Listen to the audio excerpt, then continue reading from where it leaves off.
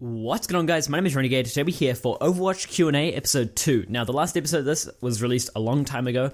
I hadn't uploaded a video since, even though this is supposed to be a weekly series, because I didn't get any questions on my last episode, unfortunately. So remember to leave questions for the next episode of this, which will be next week, in the comment section down below. This week I'll be getting questions off of gaming.stackengage.com/questions/tagged/Overwatch. That's the full URL right there, so if you want to go visit it. I'll be getting questions from here because I got no questions on my previous video, even though I got actually a decent amount of views. Anyway, remember to leave your questions for next week's episode in the comment section down below. Other than that, let's get into this week's questions. Is it true that you get a better ranking while playing offensive characters or DPS characters than playing support characters during placements? This used to be a thing. You would used to be able to get more SR out of a match or more SR out of your placements when you played DPS or tanks even. The reason for this was that support heroes have a couple of stats. They have assists, they have offensive assists and defensive assists, they have healing, they have objective time, and sometimes objective kills. Those are their stats that they get high amounts of. However, the main thing healers do is heal, of course, and so that stat used to be the most important thing. However, the Overwatch team realized that if your team is playing incredibly well, and your team can go into a fight, execute your abilities efficiently, execute ultimates efficiently, and generally play well, you might not take as much damage as the enemy team. The losing side usually takes more damage. That just makes sense. And so as a result, the losing side will most likely have more healing. And so your team performing well often results in you having a poor amount of healing. So they stopped taking that into account, and generally this has fixed the problem. Support players get the same amount as DPS or tank players now. And I know this for a fact because I am pretty much a support main. So yeah, this used to be a thing, but no, support players get the same amount of SR as their counterparts generally. Is the competitive MMR and the quick play MMR system separate? Now what this person is alluding to is the MMR system is pretty much just a number that you get given after a certain amount of matches you've played of quick play, or of any mode for that matter. You get given a number. It's a secret number. No one can see it other than the Overwatch team, and this number represents your skill. And this number is constantly adjusting. It's adjusting in probably much more drastic ways than your competitive skill rating is, and it's trying to be as accurate as possible towards your real skill. And so that number that you have, your MMR, your matchmaking rank, or matchmaking rating, I think it is. I don't know what it stands for, but it's something like that.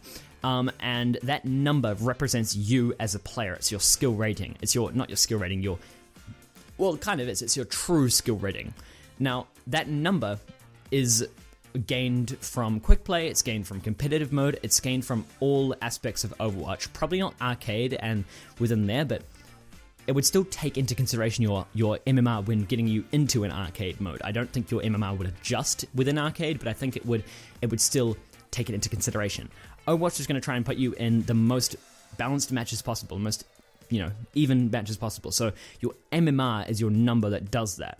And your MMR is taken into consideration in competitive mode, in quick play, and every aspect. So yes, your MMR is taken into consideration in both modes.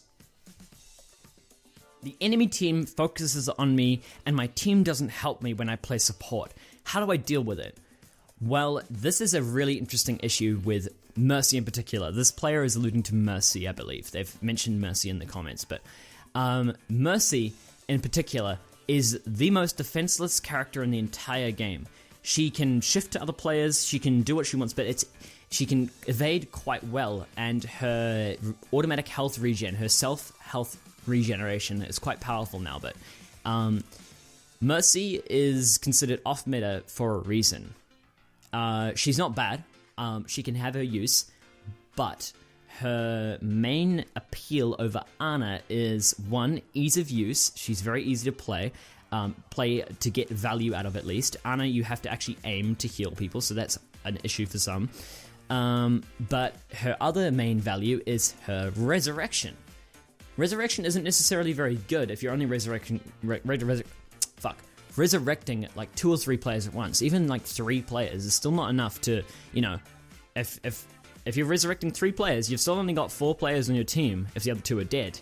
So it's still not very good. So back to the original point. How do I deal with players focusing me down? Well, just switch off the hero, basically. If you're playing Mercy, you're getting focus, you're not getting value out of Mercy, switch. Switch to Ana. Ana can sleep dart people that are chasing her down. She can heal herself, she can do it a bit of damage.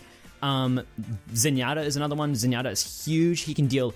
I used to be a Zenyatta main. I could 1v1 a Reaper and often come out on top.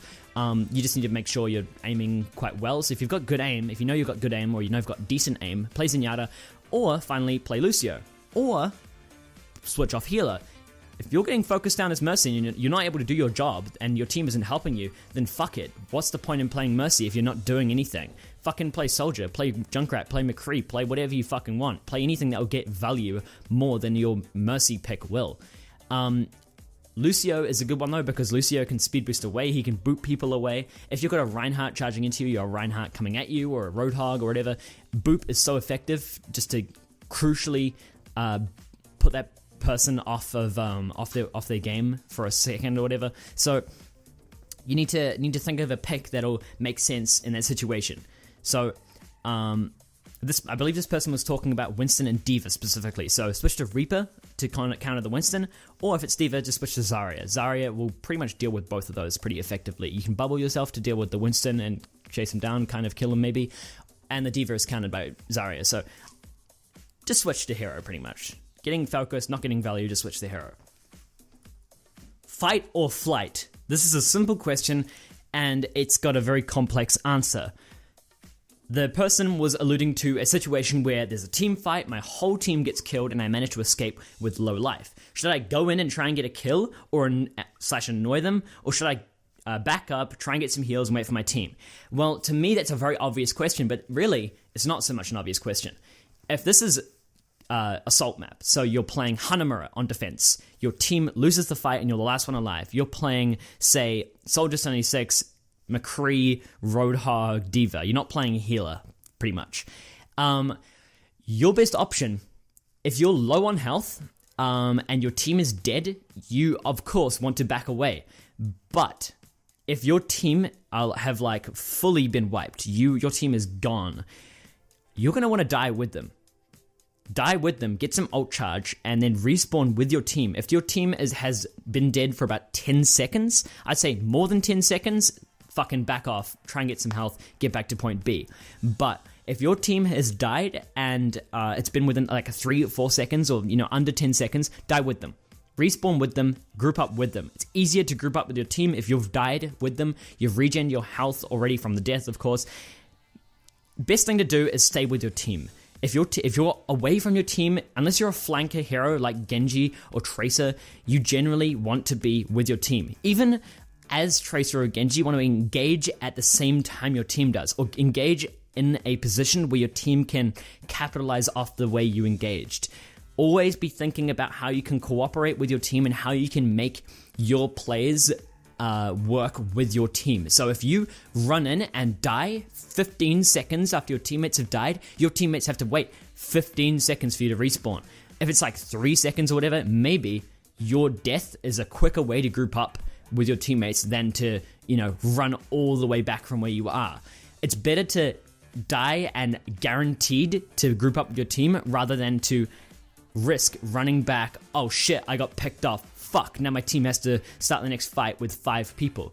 So just think of the best way you can group back with your team, the quickest way you can do that. So death might actually be the way to go in that situation. Keep that in mind.